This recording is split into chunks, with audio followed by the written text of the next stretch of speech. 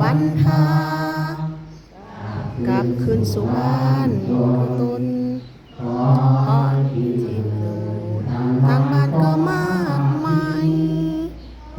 อกราบน้อมบรรชูดีที่จงเจริญยะตระนิโตเมตรังยะถาสาธุอาพันเตสาธุสาธุสาธุฝากกดติดตามกดไลค์กดแชร์ให้ด้วยนะคะทางช่อง YouTube ค่ะ